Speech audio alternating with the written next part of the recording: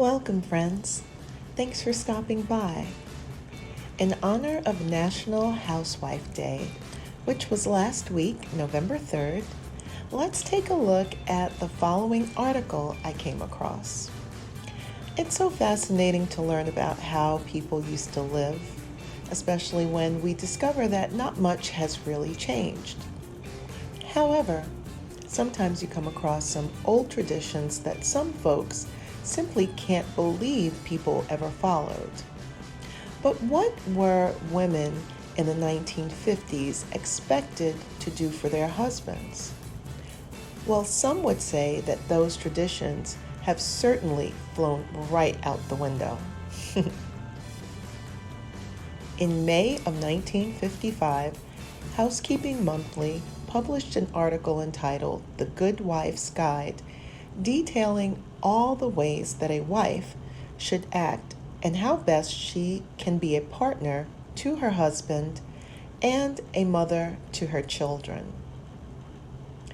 Some may feel a little strange to accept these rules today, but it remains so interesting to see how society once behaved.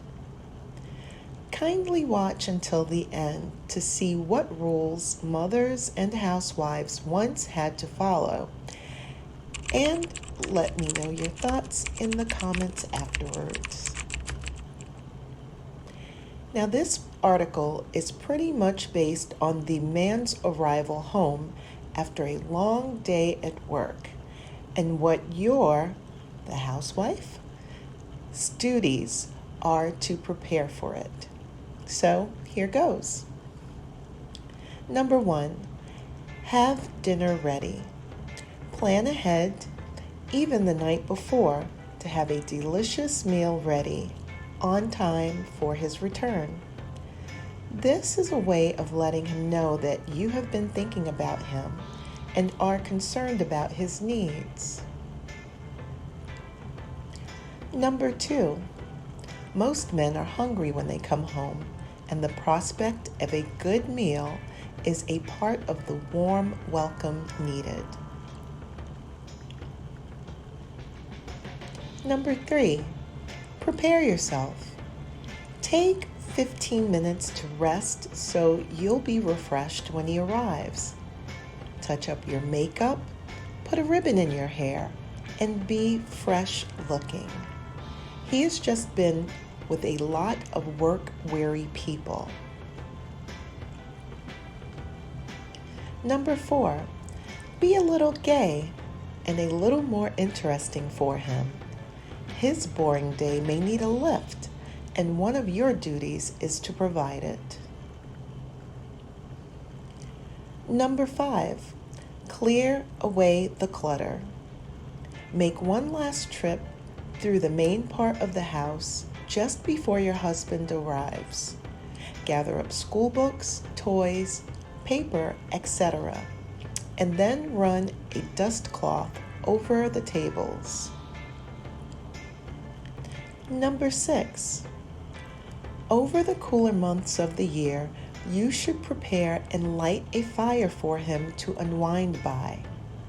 Your husband will feel he has reached a haven of rest and order, and it will give you a lift too. After all, catering for his comfort will provide you with immense personal satisfaction. Number 7, prepare the children. Take a few minutes to wash the children's hands and faces if they are small. Comb their hair and, if necessary, change their clothes. Number 8, children are little treasures, and he would like to see them playing the part. Minimize all noise. At the time of his arrival, eliminate all noise of the washer, dryer, or vacuum. Try to encourage the children to be quiet. Number 9, be happy to see him. Free him with a warm smile and show sincerity in your desire to please him. Listen to him. Number 10. You may have a dozen important things to tell him, but the moment of his arrival is not the time. Let him talk first. Remember, his topics of conversation are more important than yours. Number 11. Make the evening his. Never complain if he comes home late or goes out to dinner or other places of entertainment without you. Instead, try to understand his world of strain and pressure and his very real need to be at home and relax. Number 12, your goal.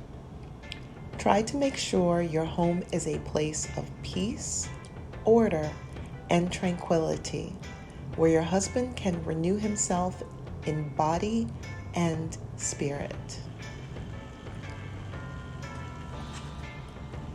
Number 13, don't greet him with complaints or problems.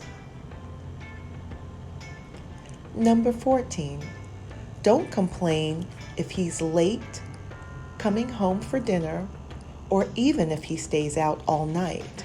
Count this as minor compared to what he might have gone through that day. Number 15, make him comfortable. Have him lean back in a comfortable chair or have him lie down in the bedroom. Have a cool or warm drink ready for him. Number 16, arrange his pillow and offer to take off his shoes. Speak in a low, soothing, and pleasant voice. Number 17, don't ask him questions about his actions or question his judgment of integrity.